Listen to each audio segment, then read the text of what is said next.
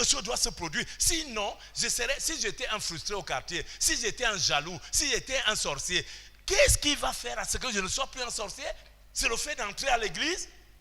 C'est le fait de dire Amen? Mais il faut un renouvellement. Donc le Seigneur est en train de nous montrer à quel niveau la sagesse mondaine a été bouleversée par le péché. Et il y a des gens qui créent des choses extraordinaires. Et après avoir créé, ils viennent encore détruire. Ils ont créé des choses extraordinaires. Ils ont fait des merveilles. Et ils ont eux-mêmes détruit ce qu'ils ont fait. Pourquoi? Parce que c'est l'œuvre du diable. La Bible dit, ce monde est sous la puissance du malin. Alléluia. Mais qu'est-ce que Jésus a fait? C'est par Jésus. Ce n'est pas parce que je vais rester toute la nuit à répéter, à mémoriser. Non. Jésus a fait quelque chose. C'est qu'il m'a donné la possibilité de pouvoir entrer dans la parole et de commencer à comprendre ce qu'il y a dedans. De commencer à comprendre.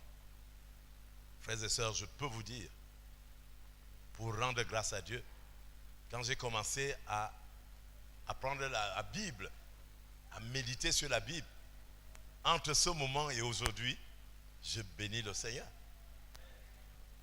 Alléluia. Il m'arrive des choses, parfois je suis comme ça, à partir d'un passage. On peut passer toute une année à partir d'un seul passage. Et on ne répétera jamais rien. Parce que Dieu, chaque jour, il vous montre un bout. Chaque jour, il vous montre un bout. Pourquoi il montre? C'est parce que l'intelligence prend, ça tourne. Frère, regardez comment, on dit que la terre tourne autour du soleil. Quand le matin vient, tu vois le soleil qui vient à l'est là-bas. Waouh! Mais ce soleil où maintenant là? Il a disparu, pourquoi? Parce qu'il y a eu un mouvement. Parce que s'il n'y a que le soleil du matin là, à un moment donné, tu auras envie de dormir. Mais le soleil du matin là va t'empêcher de dormir. Il faut que la nuit arrive. Il faut qu'il y ait la nuit et que tu peux dormir. Si à 8 heures, tu es quelqu'un qui ronfle, à 8 heures, on entend ron, ron, ron, ron. À 8 heures, le quartier va se lever. Les gens vont sortir, vous dire, attends, qu'est-ce qui se passe ici? Il est 8 heures. Mais si vous ronflez à 22 heures, puisque tout le monde ronfle à cette heure-là, personne n'entend le ronflement de l'autre. Est-ce que vous voyez ce qu'on appelle le renouvellement? Vous ne pouvez pas répéter les choses qu'on était en train de faire dans le monde. On ne peut pas les répéter étant dans le Seigneur. Ce n'est pas normal.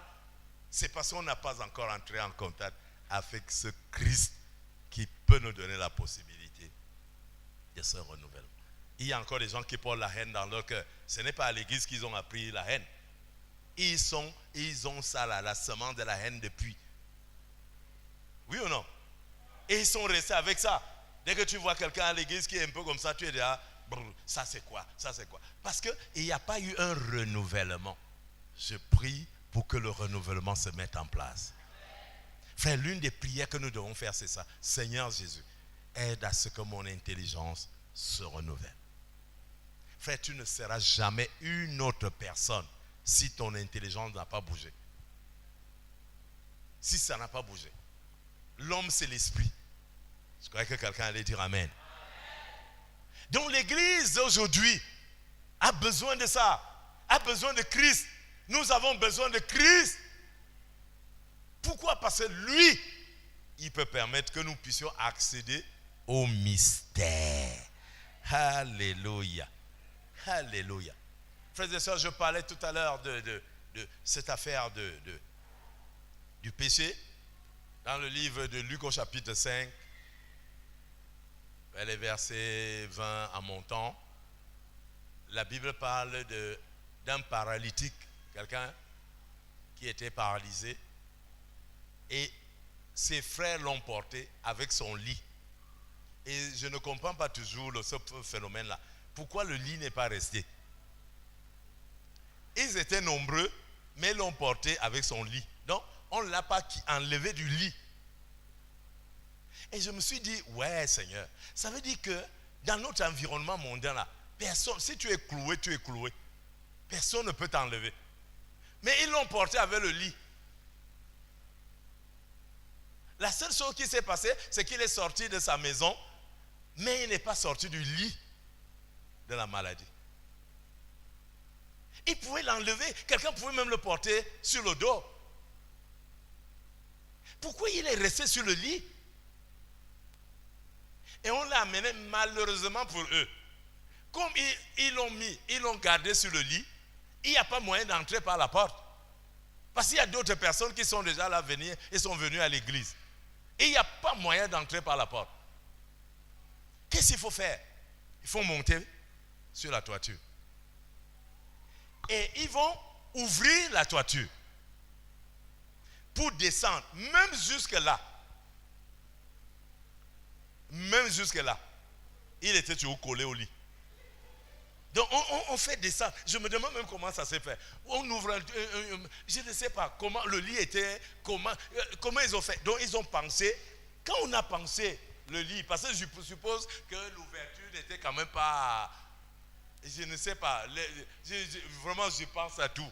Mais je n'ai pas de solution. Donc la seule solution c'est quoi? On a pensé le lit. Donc ce monsieur était collé au lit. Collé au lit de maladie. Ça veut dire qu'il était parti pour ne jamais guérir de la vie. Il y a plein de gens comme ça. Ils ne pourront jamais, s'il n'y a pas la main de grâce. Jamais. Ils seront là en train de bavarder, mais ce qui doit se produire ne va pas se produire. Donc maintenant ils arrivent. Il arrive avec son lit. On arrive à venir mettre le lit devant Jésus. Et au verset 24, Luc 5, verset 24, la Bible dit, Jésus dit, afin que vous sachiez que le Fils de l'homme a le pouvoir de pardonner les péchés, afin que vous le sachiez, qu'il a le pouvoir. Il dit, lève-toi, prends ton lit et rentre à la maison. Afin que vous sachiez. Donc, premièrement, cette maladie-là était liée, la semence de cette maladie était le péché. C'est le péché qui était la source. Sinon, Jésus n'aurait jamais dit, tu es pardonné. Donc, à partir du pardon, dès que le péché a été envoyé à l'est, ce monsieur pouvait se lever. Lui-même maintenant porter son lit. Il pouvait même porter les gens qu'il avait portés. Juste parce que le péché est parti. Est-ce que nous prenons la mesure de cela? Ça veut dire quoi? Nous pouvons créer des entreprises, nous pouvons faire de nos activités, nous pouvons être épanouis, nous pouvons faire des tas et des tas de choses. Mais dans notre problème de péché et de manque de renouvellement de l'intelligence, nos vies restent des vies misérables. Et quand on arrive quelque part, la seule chose qu'on sait faire, c'est on va faire cela. Si c'est la sorcellerie, on va le faire. On n'est donc pas surpris de voir la sorcellerie à l'église. Parce qu'il n'y a pas eu la séparation du péché, il n'y a pas eu de renouvellement de l'intelligence. Nous ne savons pas ce que Dieu veut. Quand j'ai déjà prié pour quelque chose, la seule chose que je fais, je vois que je ne sais même pas si cette église est bonne. Parce que comme j'ai tel problème terrestre et j'ai déjà prié pour ça, mais je ne sais pas quelle est la volonté de Dieu par rapport à la prière même que j'ai faite. Je ne sais pas. Mais quand on a l'intelligence renouvelée, on sait très bien que Dieu exauce les prières. Donc je continue à prier parce que je me dis, il faut que mes requêtes de prière rejoignent la volonté de Dieu. Je ne peux pas prier en oubliant, en mettant de côté la volonté de Dieu. Je ne peux pas rester seulement sur ma volonté à moi. Parce que je veux. Mais qu'est-ce que Dieu veut? Est-ce que Dieu veut que je fasse ça? Est-ce que Dieu n'a pas mieux? Est-ce que Dieu n'a pas autre chose? Mais quand ton intelligence n'est pas renouvelée, on dit, vraiment, je vois que mes prières ne donnent pas. Donc, plan B. Le plan B là, c'est s'éloigner de Dieu.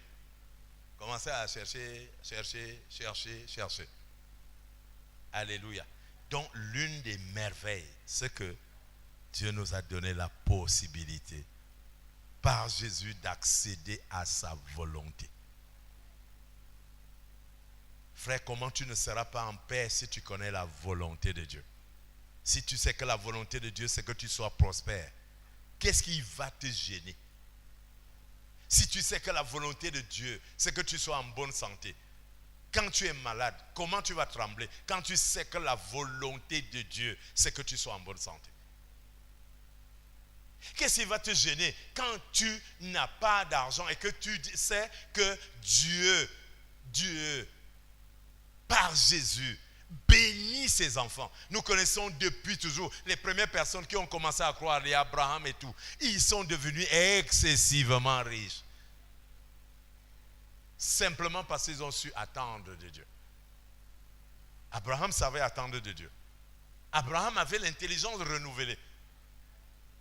Abraham ne parlait plus comme les gens de sa famille, comme les gens de sa maison. Il parlait comme un enfant de Dieu. Qu'est-ce qui arrive aux enfants de Dieu de nos jours? De parler comme les gens du monde. D'être frustrés comme les gens du monde. Frère, c'est pour cela que nous attirons le diable. Mais ce soir, il dit vous connaîtrez la vérité, mais la vérité va vous affranchir. Je vois le diable qui vous a suivi. Je le vois repartir. J'ai dit que je le vois repartir. Je le vois repartir. Frère, vous allez ressentir la première chose quand Jésus-Christ est là. Frère, vous allez sentir la paix en vous. Une paix totale. Vous allez sentir la tranquillité. Mais il y a des indicateurs. Un, quand vous sentez la parole de Dieu, vous avez tendance à la repousser. Parce que vous voulez qu'on dise ça comme ça. Vous êtes attaqué. Vous êtes attaqué. Vous-même, vous devez le savoir.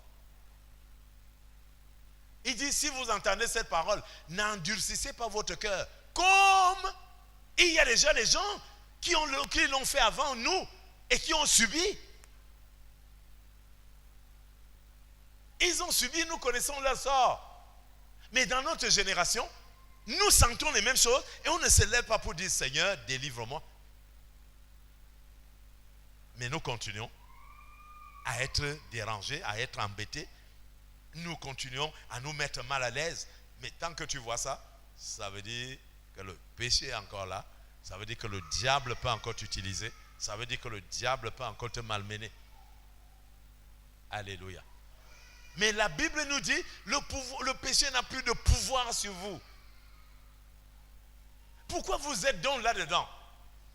Galates demande, mais l'apôtre Paul demande aux Galates, comment vous rentrez encore? Comment vous rentrez encore derrière? Comment vous rentrez encore dans ces choses? Frère, après des paroles, des enseignements de ce genre, mettons-nous en question. Ce n'est pas l'affaire du pasteur, c'est l'affaire de chacun de nous. Chacun. Parce que chacun répondra. Tu ne vas pas répondre à la place du pasteur. Le pasteur n'ira pas répondre à la place de l'autre. Chacun répondra. Alléluia. Donc tout ce qu'on fait maintenant, il y a une conséquence attachée à cela. Donc, quelle merveille de savoir que je peux accéder à la pensée de Dieu. Je préfère être fou parce que je sais ce que Dieu m'a dit. Alléluia. Frère, je regarde les frères et sœurs qui servent le Seigneur. Je sais que tel sert comme ça, tel. Je connais plein de pasteurs, je connais. Mais, en définitive, au début de mon ministère, c'était un problème. Je pensais que non, quand l'autre fait comme ça, c'est lui qui est bien. Je pensais, quand je vois l'autre, je dis, Seigneur, comment moi je ne peux pas faire comme lui? Et je souffrais. J'étais pasteur, mais un pasteur frustré. Alléluia.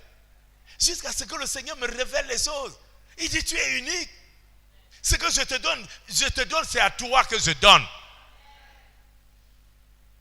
Et tel que je te donne, donne. Et c'est pour cela que je n'ai aucun état d'âme. Que quelqu'un va dire pourquoi il presse comme ça, pourquoi il fait comme ça. Non, mais c'est ce que Dieu m'a demandé de faire. Et c'est là où se trouve toute la puissance. Alléluia. Et le Seigneur m'a dit, je te donne un ministère d'élévation, frère. Tu crois que tu peux t'élever, même si c'est sur un manguier que tu veux grimper. Tu peux grimper sur le manguier là, sans que la sueur, sans que tu ne déploies aucune énergie. Donc dès que tu te mets au pied du manguier, et puis, je ne sais pas quoi, l'escalator, ou je ne sais pas quoi, ça te prend, et tu montes, et tu cueilles seulement. Tu cueilles seulement. L'élévation, tu veux t'élever, et tu veux que ça se passe comme ça, mais jamais. Jamais de la vie. Jamais de la vie. Alléluia. Quand tu veux t'élever, il y a des choses que tu dois absolument aborder, je ne sais pas quoi. Il y a des choses que tu dois absolument attaquer. Il y a des choses qui doivent quitter. Il y a des choses qui sont des fardeaux. Il y a des choses qui sont des poids qui t'empêchent de grandir, de monter. Qu'est-ce que tu fais à ce moment-là? Il faut te libérer de ça. Il faut te libérer de ça. Et dès que tu te libères, tu deviens plus leste, tu deviens plus ceci, et tu peux monter.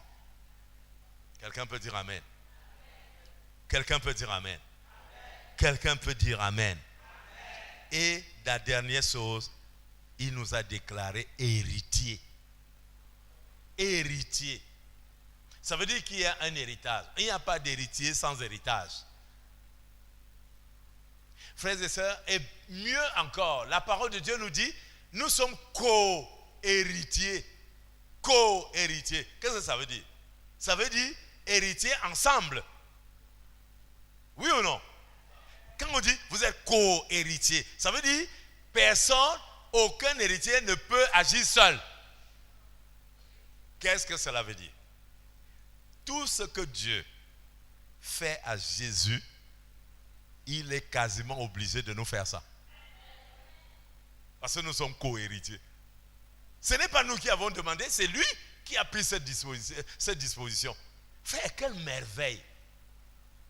C'est vrai que Jésus disait, quand il priait, il dit, Père, je prie que là où je me trouve, que tout ce que tu m'as donné se retrouve aussi là. C'est parce que nous sommes des co-héritiers.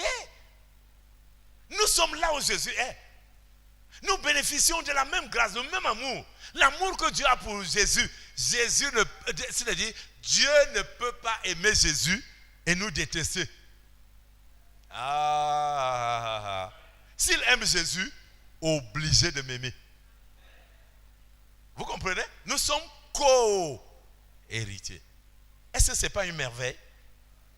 Est-ce que la Bible dit là, il faut d'abord que tu fasses ça là pour que Dieu t'aime. Si Dieu aime Jésus, automatiquement il m'aime. Amen. Comment je ne veux pas être à l'aise?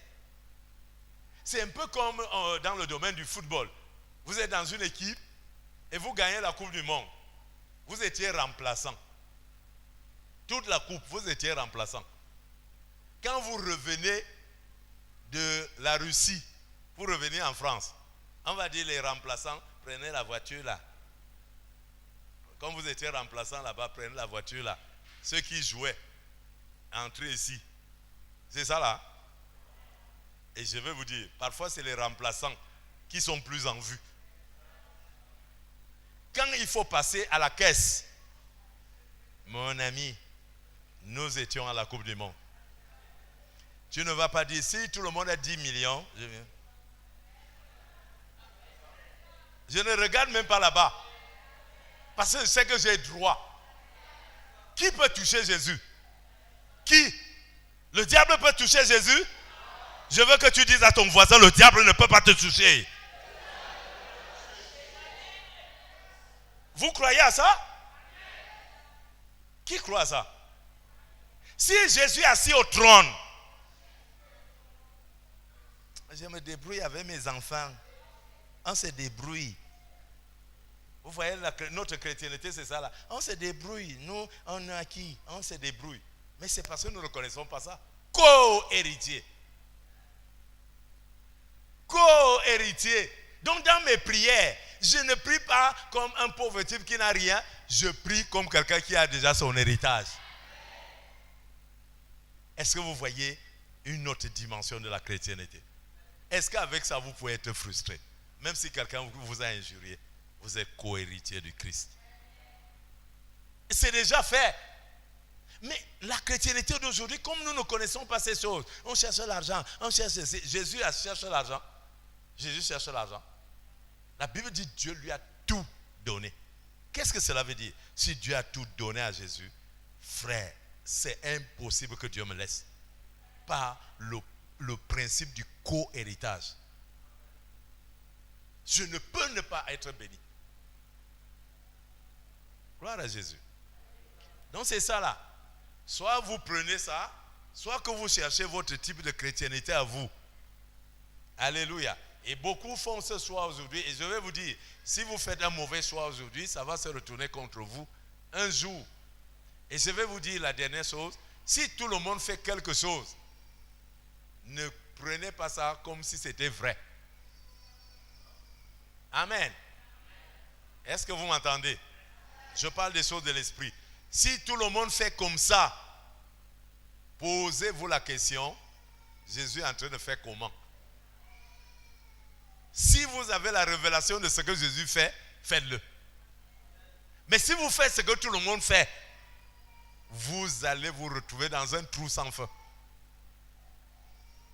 C'est pour ça que la Bible dit, efforcez-vous d'entrer par la porte étroite. Efforcez-vous. Il dit large est la porte qui mène à la perdition. Large. Et beaucoup hésitent d'y entrer. Dès que tu vois ça, tu crois que, oh ça là, c'est la mode. Il n'y a pas de mode en Jésus. Il n'y en a pas. Soit vous avez la révélation, soit vous n'avez pas. Amen. Donc je voudrais conclure pour dire, frère, tout est payé. Cash. Le prix de votre élévation est déjà payé. C'est à vous maintenant d'aller prendre ce qui est à vous. C'est pour ça que quand nous ne prions plus le genre, oh Seigneur, si tu veux, il veut déjà. Seigneur, si tu peux, il peut déjà. Donc nos prières doivent prendre une nouvelle dimension. Quand nous prions, nous réclamons. Nous proclamons. Nous prophétisons. Vous comprenez? Quand quelque chose est pour toi, c'est ça. Quand tu appelles au téléphone, amenez-moi, je ne sais pas quoi, mon porte-monnaie que j'ai laissé sur la table. Amenez-moi cela. Est-ce que vous dites, vraiment, si vous voulez, je vous en prie, c'est votre porte-monnaie ou ce n'est pas votre porte-monnaie? Alléluia. Oh, gloire à Jésus. Donc je bénis le Seigneur pour ce sommet d'élévation. Il se passe un moment de tranquillité. Parce que ce que vous avez entendu, ce que nous avons entendu pendant ce sommet, c'est ça la base de la chrétienté. Voilà le fondement de la chrétienté. Si vous faites autre chose, ou alors vous voyez quelqu'un d'autre faire quelque chose, faites jusqu'au jour du jugement. Vous allez vous rendre compte que vous êtes égarés. Nous devons apprécier Dieu. Nous devons apprécier ce que Dieu est. Nous devons apprécier ce que Dieu a déjà fait. Toute chose dont nous avons besoin a déjà été réalisée. Alléluia. Tout est déjà fait. Jésus a dit à la croix, tout est accompli. Alléluia. Tout ce dont j'ai besoin, ma guérison, mon épanouissement, ma joie, ma puissance, je ne sais pas ce dont tu as besoin, c'est déjà fait.